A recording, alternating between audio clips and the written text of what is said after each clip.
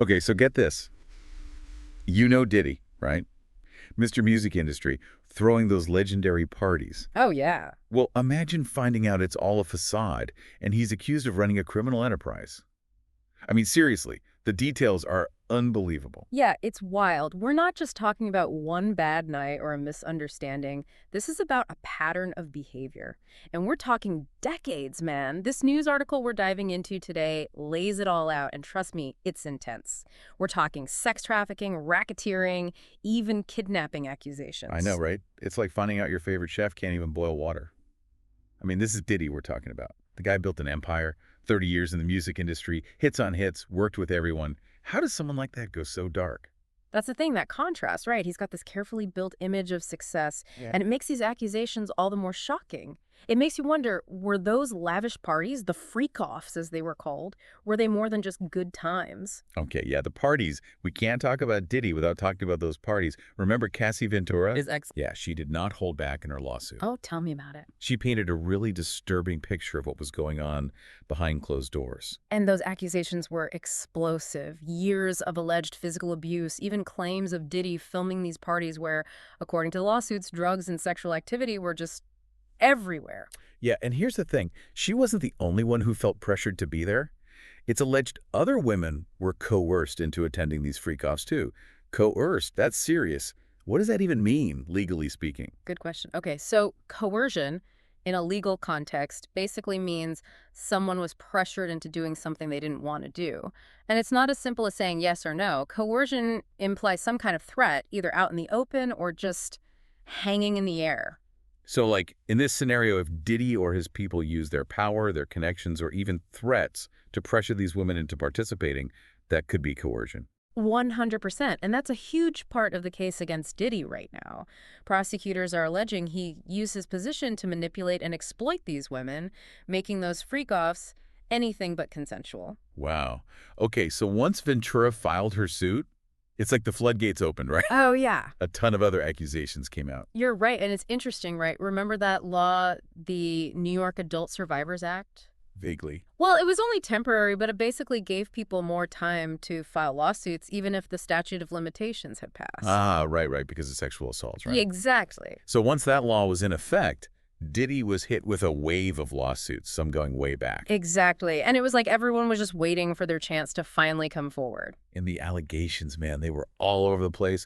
We had anonymous claims of being coerced into sex, accusations from Joy Dickerson Neal alleging Diddy drugged and assaulted her back in 1991, and even Liza Gardner claiming she was raped by Diddy and another man when she was just 16. It was huge news. It's just layer upon layer of serious accusations. It's hard to even process it all. Yeah. And it just keeps going, right? Didn't the music producer, I think he even worked with Diddy, come forward too? You're thinking of Rodney Jones Jr.? He collaborated with Diddy on his 2023 album. Oh, right. His lawsuit was interesting because it wasn't about sexual assault in the, traditional sense. Oh, really? He claimed Diddy pressured him into unwanted sexual contact and tried to make him, basically coerce him into hiring and engaging in sexual acts with prostitutes. Whoa, hold on. Yeah. So Diddy was allegedly trying to pressure a man into this too. That's what Jones alleged. Man, this just adds a whole other layer to this whole thing. It does. Jones even alleged that Diddy tried to pressure him into sex with another man, claiming it was, and I quote, common practice in the music industry. Now, if that's true, that speaks to something much larger, right? It hints at this potential culture of exploitation and abuse that just goes way beyond gender. Totally. It's like this whole dark side of the music industry is being exposed. It's really unsettling. Yeah, and the thing is, for a while, Diddy was able to keep his image clean, Yeah. He just denied everything, called the accusations sickening, a money grab, the usual. Right, the classic PR move. But then that CCTV footage came out. Mm-hmm.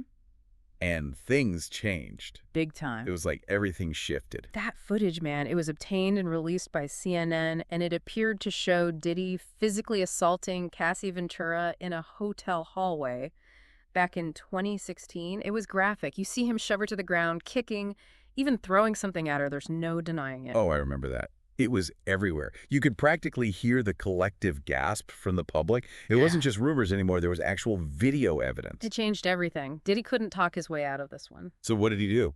Well, he didn't really try to deny it, which was interesting. Instead, he issued a public apology, called his actions disgusting. Damage control. Totally.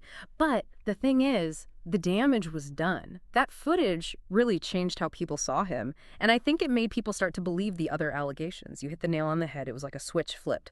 It gave others the courage to come forward, too. Just a few days after that footage dropped, Adria English, the adult film star, Yeah. she filed a lawsuit too. She claimed she was groomed into sex trafficking at Diddy's parties. Groomed into sex trafficking. That's a really heavy accusation. What does that even mean in this situation? So grooming, it's basically manipulating someone, often someone underage, putting them in a vulnerable position where they can be exploited. Right, right. In English's case, she claimed Diddy used his parties with all the drugs and sexual activity to pressure her into a situation where she was trafficked for sex. And then on top of that, you had Crystal McKinney. She's a model and actress, and she came forward around the same time alleging Diddy drugged and assaulted her at a recording studio. It's like this pattern was impossible to ignore. Absolutely. And it doesn't stop there. We had April Lampros. She alleged sexual assault that spanned, get this, from 1995 to 2000. She claimed Diddy's behavior became, in her words, aggressive, coercive, and abusive, and involved being forced to use drugs and engage in sexual activity with other people. It's wild how these individual stories, some spanning years, all seem to point to a similar pattern of behavior. It's like this dark cloud following him throughout his entire career. That's one way to put it. And then, right, as if things couldn't get crazier, we have Dawn Richard. She was the singer in Diddy's groups, Danity Kane and Diddy Dirty Money. Oh, yeah.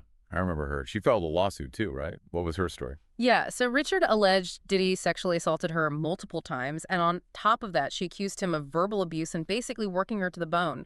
Her lawsuit added another layer to all of this because it brought in the workplace element. Oh, right. Like, was this abuse of power happening in a professional setting, too? Right, exactly. It wasn't just parties or casual encounters. This was potentially happening within his own business dealings. Precisely. And then, just when you think, okay, that's it, there couldn't possibly be more, a Michigan inmate, Derek Lee Cardello Smith, filed a lawsuit alleging Diddy drugged and sexually assaulted him back in '97. Whoa, seriously? Yeah. I remember that case. Didn't he get a $100 million default judgment against Diddy? He did, but it was later set aside pending appeal. Right. But still, Cardello Smith's case, along with all the other allegations, it was building up, right, like this pressure cooker. Yeah. And then, bam, September 2024, Diddy gets arrested in a Manhattan hotel room on a grand jury indictment. And that was a game changer, right? It went from lawsuits to actual criminal charges real fast. It did. And we're not talking about a slap on the wrist here. This was serious stuff. Yeah, these weren't minor offenses. What were the charges? Okay, so we're talking sex trafficking, racketeering, transportation for prostitution. They even threw in accusations of kidnapping and forced labor.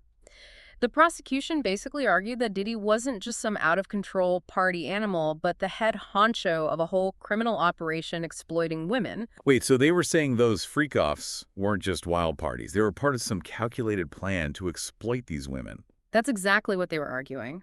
Prosecutors actually called them sex performances, like they were planned and organized events orchestrated by Diddy and his people. They claimed Diddy's staff would book hotel rooms, recruit sex workers, and hand out drugs like it was candy. Cocaine, meth, oxycodone, you name it. All to, allegedly, pressure people into having sex and keep them in line. Man, that's a whole other level of disturbing to think that could be happening right under everyone's noses, especially with someone as high profile as Diddy. And here's the really messed up part. Prosecutors also claimed Diddy would sometimes film these freak-offs and then use that footage to keep his victims quiet. It paints a really dark picture of control and manipulation. It's like something you'd see in a movie, but this was real life. So with all these charges coming down, did Diddy finally crack? Did he admit to anything? Nope, not at all. He stuck to his guns, pleaded not guilty to everything. His lawyer's strategy was basically to say, hey, those freak-offs, everyone was there of their own free will. They wanted to be there. They painted Diddy as the victim, saying he was just a rich, famous guy being targeted by people looking for a quick buck. The classic, they're all just out to get me defense. But the judge didn't buy it, did he? Not one bit. He denied Diddy bail right off the bat. He said he was worried about witness tampering because apparently there were allegations that Diddy was trying to reach out to witnesses, get them to change their stories, Wow, yeah, that's not a good look. Didn't Diddy even offer to be under 24/7 private security if they'd let him out on bail? He did. He really wanted out of jail. Yeah, I bet. But the judge was not having it. He straight up said he was concerned about Diddy's temper, his history with drugs, and the possibility of him skipping town if they let him out. So Diddy got sent straight to the Metropolitan Detention Center in Brooklyn. Talk about a fall from grace. One minute you're living the high life, the next you're behind bars facing some serious time. It was a wild turn of events, and it was all happening right in the public eye.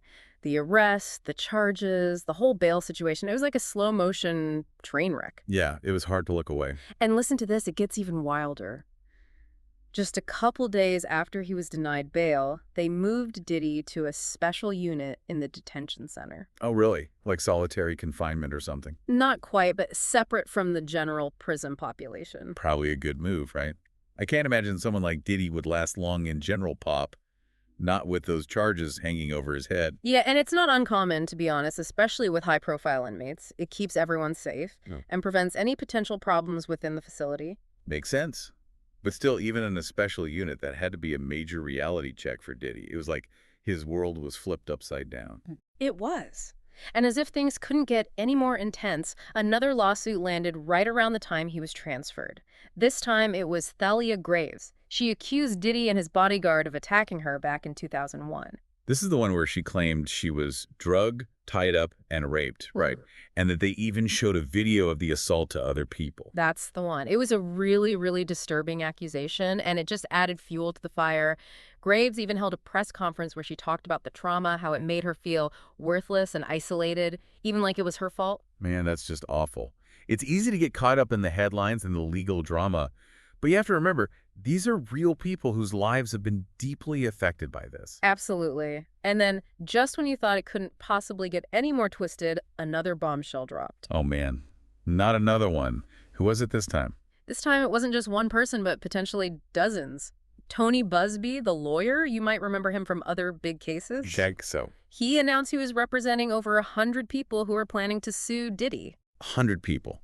This was like a wildfire spreading out of control. What were they alleging? Busby said that his clients were alleging, get ready for this, sexual assault, rape, and sexual exploitation. It was almost like, how could this be real? And the real kicker. What really made this announcement a bombshell was that Busby said half of his clients were men. Men? Wait, so this wasn't just about Diddy allegedly abusing women? Nope. Men and women, and to make matters even worse, 25 of his clients were minors, some of them claiming the abuse started when they were as young as 9 years old. Wow. This is the first time anyone was publicly accusing Diddy of harming children. I mean, where does it end? It was a huge escalation. And get this, Busby also mentioned that his firm was looking into another 100 cases. Another 100. Yeah. Seriously. It's like every time you think this story can't get any bigger, it just explodes. You said it. It was a tidal wave of accusations. Now, it's important to remember, at this point, these are still allegations. Right. But the sheer number of accusers, men and women, some very young, it really raised questions about Diddy's behavior over the years. Diddy's lawyers denied everything, I'm assuming? Of course, yeah. Called the accusations completely false, a smear campaign, the whole 9 yards. Right. But it was too late. The floodgates had opened.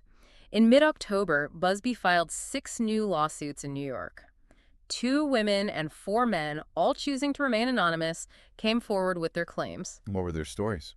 So one of the lawsuits, filed by an unnamed man, alleged that he was only 16 years old when he went to one of Diddy's parties in the Hamptons back in 1998. He claimed that Diddy ordered him to undress while they were talking about the teenager's music career. Oh, God. That's just, I don't even know what to say. That's just Was wrong. that a really disturbing accusation? And another lawsuit, filed by an unnamed woman, she accused Diddy of rape at a hotel party. They had met at a photo shoot earlier that day. It's just, I can't even wrap my head around it. How could someone allegedly be living this double life for so long and with so many people seemingly aware of what was going on? Yeah, that's the big question, isn't it? If even half of these allegations are true, it suggests a level of complicity. Like there was a culture of silence, that this behavior was allowed to continue for decades. It makes you wonder, who else knew? And what does this say about the music industry as a whole? It's like we're just seeing the tip of the iceberg, right?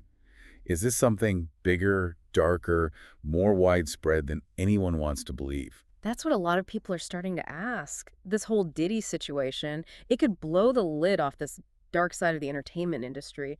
This world where power, money, and fame can be used to silence victims and protect abusers. It's a tough pill to swallow, that's for sure. Yeah. Diddy's parties, his image, his whole persona, it all seems so much different now. Knowing what we know about these accusations, it's almost like we were all fooled. I get it. It's hard not to feel conflicted, especially for people who grew up with his music. We like to think we can separate the art from the artist, but when you're hit with allegations like this, it makes you really think. It's a personal choice how you reconcile your feelings about the music with the accusations. No doubt about it. So let's talk about the legal side of things. What are Diddy's chances in court? I mean, these accusations go back years, decades even. How do you even start to prove or disprove something like that? It's a good question and a tough one. These types of cases, especially those involving historical allegations, they're incredibly challenging. It's tough to gather evidence after so much time has passed, right? Yeah. Finding witnesses, dealing with memories that have faded, it's difficult for both sides, the accusers and the accused. And you can't forget about the power dynamics at play here. Diddy's lawyers are already saying that all these encounters were consensual, that the alleged victims were willing participants. Right, which makes the prosecution's job even harder. They're going to have to be incredibly thorough, incredibly convincing. They need to prove beyond a reasonable doubt that Diddy used his power and influence to pressure or manipulate these individuals into doing things they didn't want to do. They need the jury to see that this wasn't just a case of he said, she said, but a clear and calculated pattern of abuse. But how do they do that when the alleged incidents happened so long ago? It's not going to be easy. They'll have to lean heavily on the consistency of the accuser's stories, any physical evidence they can dig up, and maybe even bring in experts to talk about the psychological effects of this kind of abuse. It's going to be a long, drawn-out battle in court, and honestly, it's anyone's guess how it'll all shake out. So we'll just have to wait and see what happens. This deep dive, man, it's been heavy. It's left me with more questions than answers, but it definitely shines a light on just how much power exists in the music industry and how brave people are to come forward with these accusations. It really makes you think.